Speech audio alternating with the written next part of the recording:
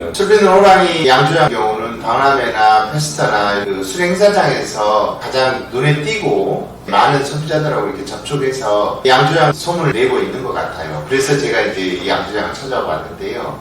기업체 프로젝트 매니저로 일하셨다고 들었는데요. 양조업에 변신을 하셨는데 양조를 선택하게 된 이유는 어디에 있습니까? 첫 번째로 이제 제가 술을 좋아하기 때문에 네, 주량이 얼마나 됩니까? 소주 2병 소주 한 박스 정도 돼야 되는 거 아니에요? 네. 그래도 어디 가서 그 네. 자리는 끝까지 지킬 정도는 이제 주로 이제 회사를 위해서 프로젝트를 기획하고 발표도 하면서 이제 과제를 따오는 역할들을 많이 했는데 제가 좋아하는 일도 회사에서 일하는 것처럼 기획하고 스스로 제작도 해보고 하면은 재밌을 것 같아서 이렇게 큰 결심을 했습니다. 양조장 시작한 지는 몇 년 되셨습니까? 11년도에 했으니까 2년 됐고요. 제품 나온 거는 작년부터 나와서 제품 판매는 1년 조금 넘었습니다. 양조장 이름하고 양조장 여기에 자리 잡은 이유에 대해서 좀 설명 좀 해주시죠. 네. 첫 번째로는 이제 좀 기억되는 이미지가 되었으면 좋겠다라는 생각을 가졌어요. 두 번째로는 이제 좀 친근하게 다가갈 수 있는 거. 근데 친근하면서 기억될 수 있는 게 무엇일까 생각을 해보다가 저를 표현할 수 있는 것도 좋을 것 같아서 제가 호랑이띠이기 때문에 술비는 호랑이로 단순하면서도 기억될 수 있는 이름으로 짓게 되었습니다. 양조를 하시게 된 동기나 양조장 이름에서도 느껴지지만 양조장을 통해서 나의 꿈을 실현해 보려고 하는 게 많이 담겨 있는 것 같아요. 예, 맞습니다. 그동안은 힘들게 이제 출근하고 이제 회사원 생활을 했었는데 제가 유일하게 피곤을 풀 수 있었던 게 술이었던 것 같아요. 이제 회식이나 이런 것들을 통해서 동료들과 술자리를 하면서 풀었었는데 이것들을 제가 만들어 보면 어떨까 해서 공부를 하게 되고 만들어 보면서 실패도 하다 보니까 더 깊게 파고들면서 공부를 했던 것 같아요. 그러다가 여기에 한번 걸어볼까 해서 도시 생활을 떠나고 이곳에 자리 잡아서 저만의 술을 만들게 되었습니다. 경기도 남양주시 평내 호평인데요. 평내 호평이 고향이 아니고 서울이 고향이신가요? 수원이 고향이고요. 이제 직장 생활하면서 여러 지역을 돌아다니다가 이곳에 정착을 하게 되었어요. 단순하게는 이제 이곳에 이제 아파트가 새로 들어서면서 아파트로 이제 분양받아서 들어오게 되었는데 들어온 시기랑 이제 양조를 생각하게 된 시기가 거의 비슷하게 됐어요. 집 근처에서 새롭게 시작하는 게 좋을 것 같아서 집 근처에 이제 자리를 잡게 되었고요. 단독 건물을 사용하면은 제약 조건이 많을 것 같아서 처음 시작하는 거기 때문에 단독 건물 관리도 동시에 해야 되잖아요. 그러기보다는 이제 상가에 세가 비싸기는 한데 이제 위생적이고 청결한 게 시작을 하게 되었습니다. 벌꿀술이라는 장르는 한국 양조업에 있어서는 많이 알려져 있지 않는 분야인데 벌꿀술을 만들고 있는 양조장이 나라 안에 지금 몇 군데 정도 될까요? 그래도 10군데 정도는 있어요. 제가 10군데 정도 된다 말씀드리면 많은 분들이 놀라세요. 네, 놀라운데요? 생각보다 많이 있는데 리드라 그러시면 또 모르시고 네. 꿀술이라 그러면 이제 또 알아듣시고 보편화가 안 돼 있어서 네. 그래서 그라는 이 장르를 많이 알리려고 노력을 하고 있는 편이에요. 벌꿀술을 만들고 있는 데를 헤아려 보면은 경기도 아이비 영농조합이 있고 저는 거기만 한 군데 가봤는데 지금 여기 술비는 호랑이가 두 번째네요. 김포에도 두 군데 있다고요? 춘천에는 미더리 봉자라는 양봉도 같이 하고 계세요. 공주의 석장리, 제주도에 또 한 군데가 있고 용인에도 주엠버즈라고 네. 또 이분은 유럽에 또 미드 협회가 있어요.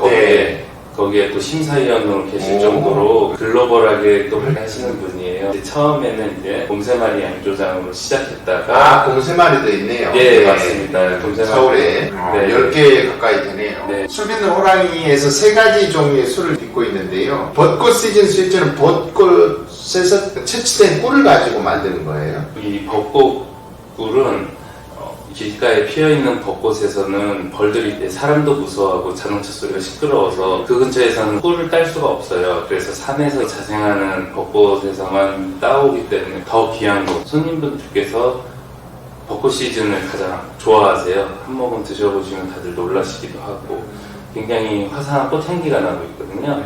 되었습니다. 내보신 제품에 대해서 간략하게 좀 소개 좀 해주시죠. 봄, 여름, 가을이라는 컨셉을 잡게 되었어요.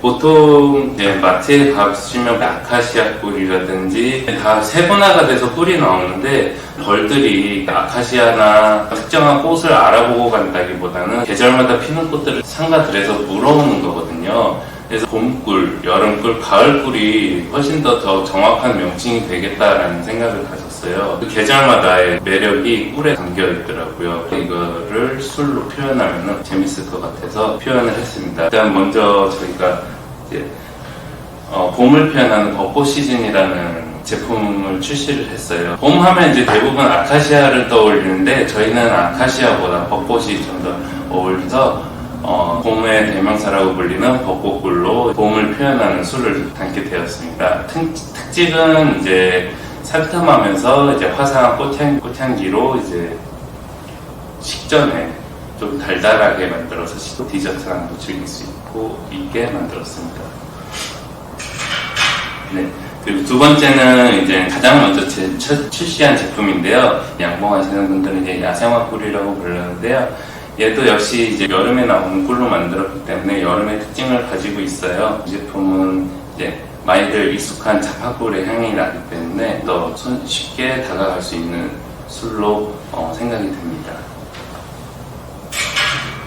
마지막으로는 이제 가을꿀로 만든 술이에요. 벌이 늦여름에 나오는 꿀을 물어와서 벌집에서 숙성하는 과정을 거치다 보면은 결국엔 가을에 채미를 하게 됩니다. 늦여름이 되면 너무 더워서 이제 나무들도 수액을 땀처럼 흘리게 돼요. 벌들이 그 수액을 뿌린 걸로 착각을 해서 이제 물어오는데요. 이 감로꿀은 당분도 적기도 하고 나무 수액에서 뽑아냈기 때문에 벌들이 먹으면 배탈이 나서 겨울이 오기 전에 채미를 해서 다 뽑아버려요. 그렇기 때문에 가을에 나오는 꿀로 이야기를 드린 거고요. 꽃보다는 이제 나무에서 뽑아냈기 때문에 한의원에서도 약꿀로 주로 쓰이는 꿀이 감로꿀인데요. 그러다 보니까 가을꿀로 만든 어텀 시즌은 이제 약초 냄새도 나고요. 약초 허브와 같은 그런 향이 나고요. 좀 씁쓸하고 거친 느낌이 있어서 일명 고수라고 해야 되나요? 그런 분들이 선호하시는 술입니다. 세 개의 술들이 분명하게 톤이 다르네요. 네, 드셔보시는 분들도 굉장히 놀라세요. 이 세 개가 자기만의 특징을 뚜렷하게 가지고 있기 때문에 네. 재밌어 하시는 분들도 있고요. 계절별로 벌꿀술을 지금 담아놨는데요. 일반 사람들도 벌꿀술을 쉽게 담을 수 있습니까? 네, 물론입니다. 막걸리 경우에는 이제 쌀도 쪄야 되고 손이 많이 가는데 약간 짬내서 담가 먹기 좋은 술이에요. 꿀이 베이스가 되기 때문에 꿀의 맛과 향은 취향에 따라서 이제 고르시면 되고요. 꿀 자체만 발효해서는 이제 당분이 너무 높아서 효모가 증식하기가 어렵고요. 물이랑 3대1 정도의 비율로 섞으면은 적당하게 이제 와인처럼 즐길 수 있을 정도의 도수가 되고요. 4대1, 5대1로 희석을 하면 도수가 낮아지기는 한데 그만큼 맛과 향도 좀 더 옅어지기 때문에 저는 3대1의 비율을 선호하고 있고요. 효모를 넣어줘야지 발효가 시작이 돼요. 근데 효모는 맥주 효모도 있고 뭐 와인 효모도 있고 한데 와인의 스타일로 드시고 싶으면은 와인 효모를 넣으시고 맥주 스타일로 해보고 싶다 하면은 넣으셔도 돼요. 근데 가장 중요한 거는 이제 꿀은 막걸리나 맥주와 같이 곡물 베이스가 아니기 때문에 영양분이 좀 부족할 수 있어요. 효모들도 당분만 먹는 게 아니라 비타민이라든지 반찬처럼 먹을 수 있는 영양분이 필요하기 때문에 간단하게 효모 영양제라고 검색을 해보시면은 DAP라는 생소한 물질을 만나실 수가 있는데요. 효모에 적게 한 3분의 1, 반 정도까지 넣으셔도 발효가 잘 진행이 될 겁니다. 좋아하는 당도에 맞춰서 발효를 중단하시고 즐겨주시면 괜찮을 것 같습니다. 박람회나 페스타나 술 행사장에 나가면 인기가 있는데요. 네. 어떤 식으로 인기를 체감하고 계시는지요? 꿀술이라고 하면 굉장히 생소해 하세요. 그래서 두 가지 분류로 나눠져요. 이제 생소한 술이기 때문에 도전해보겠다 하시는 분들이랑 좀 두려워하시는 분들도 있고요. 막상 또 드셔보시면은 기존의 술들이랑 다른 맛이랑 향이 나서 신기해하시는 첫 번째 특징이 있고요. 어떤 분은 이 시즌을 드셔보시고 고급스러운 비싼 자파꿀을 먹는 느낌이다 라시는 분들도 있고요. 꿀술이라고 해서 요즘에 이제 꿀을 타서 막 나오는 술들이 많은데 그것들을 상상하시는 분들이 많아요. 꿀 자체를 발효를 한 거기 때문에 꿀을 희석한 술이랑은 좀 맛의 차이가 나거든요. 그런 부분들도 많이 알아주세요. 단순히 꿀물의 맛을 날 줄 알았는데 꿀 향기도 나지만 그렇다고 꿀물은 아니고 술의 꿀탄 맛도 아니고 굉장히 오묘해 하세요. 그러면서 이제 저희 술뿐만 아니라 미드에 대해서도 설명도 드리고 있고 그런 부분 좋아해 주시는 것 같아요. 한꿀술 도전하는 양주인으로서의 포부나 생각은 어떻습니까? 이 꿀술이라는 게 제가 창조해낸 게 아니고 유럽에서는 날씨가 좋아서 꿀이 많이 나오기 때문에 흔한 술이에요. 와인처럼 꿀도 때루아라는 개념을 가지고 있어서 같은 꿀이어도 지역마다의 특색을 또 가지고 있어요. 북유럽에서는 이제 로컬의 색이 굉장히 짙습니다. 지역마다 본인의 스타일로 나오는 이제 미드들이 있고요. 그 미드들을 모아서 즐기는 펍도 있습니다. 이제 저의 작은 소망이라고 한다면 서울 꿀술, 남양주 꿀술, 수원 꿀술, 부산 꿀술 지역마다의 각 특색 있는 꿀술이 나와서 펍에서 지역별로 한번 즐겨보는 것도 재밌을 것 같다는 생각이 들어요. 그런 문화가 생겼으면 좋겠습니다.